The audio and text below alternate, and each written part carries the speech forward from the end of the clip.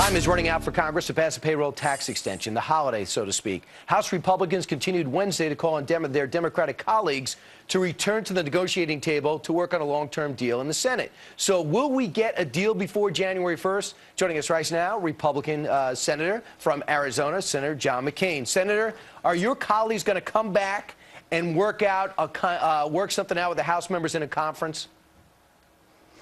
Well, I would hope so, but I think that the president should play much more of a lead role rather than go shopping for his dog. Maybe call these people over to the White House, as the previous 4 presidents that I've served under would have done, and see if we can't hammer something else. The reality is, Brian, that this issue is hurting Republicans.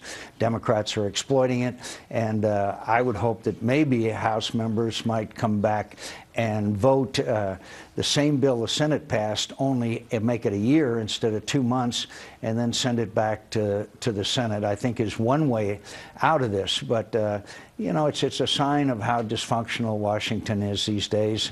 And there are 160 million Americans who are caught in the crossfire here of partisanship, and they deserve better from Washington. While Republicans, and finally, could I just remind you, in the Senate, we did not pass a budget for the last 2 years. On Saturday morning, we voted on a $900 billion appropriations bill. It was 2,000 pages long. We had 15 minutes of debate. I identified $3.5 billion of pork just in the defense part of it. So when our Democrat friends are sort of taken up on their high horse, look, the Senate has been dysfunctional for the last 2-3 years.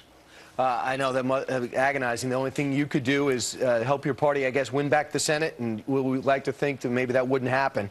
I want to move on to something else. Jimmy Carter did something you didn't. He sent condolences to Kim Jong-il's family and good wishes to the new ruler of North Korea.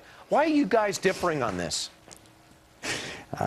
We have differed rather dramatically in the past. Look, this guy, North Korea has a gulag under this guy, some 200,000 people under the worst conditions you can ever imagine. Starvation. The average North Korean is 3 inches shorter than the average South Korean.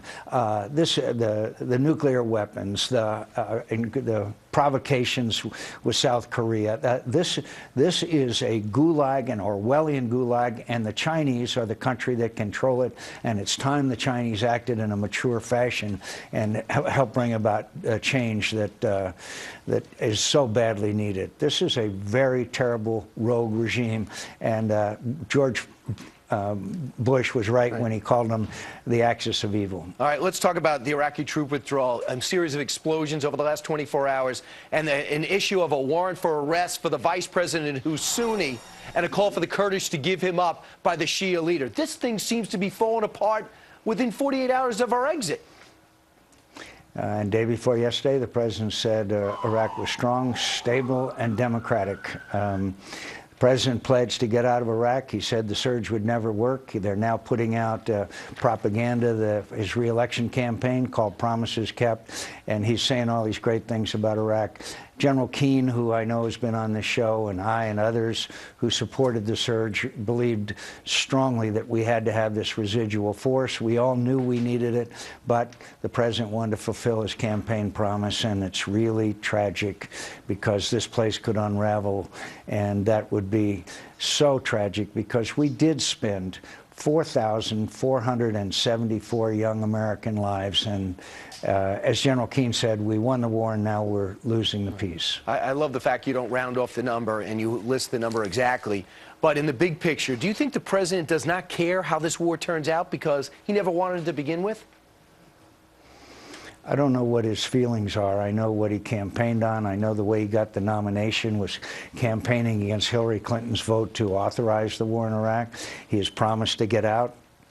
He's fulfilled that promise, and already his re-elect committee was using this as part of the propaganda for his re-election, and it's really sad. And we are making the same mistake in Afghanistan, him saying pulling out before we have completed the job, at much greater risk, as every one of our military advisors say. We're seeing this again. It's called leading from behind. Yeah. Senator John McCain, have a great Christmas. Could I mention you went Yeah. through the weather? I reported on a big storm moving east. I'd like to mention the temperature in the Valley of the Sun in the next few days will be in the high 60s and the low 70s and sunny. Please come and stay with us. And I'm getting reports that 500,000 Americans have now agreed to come to Arizona. So you got some more people to win over with your vote. Senator, yes, we'd love to see him. It would be great to have to be in the Valley of the Sun come Christmas. Have a Merry Christmas, Senator. Thank you. All right, still ahead.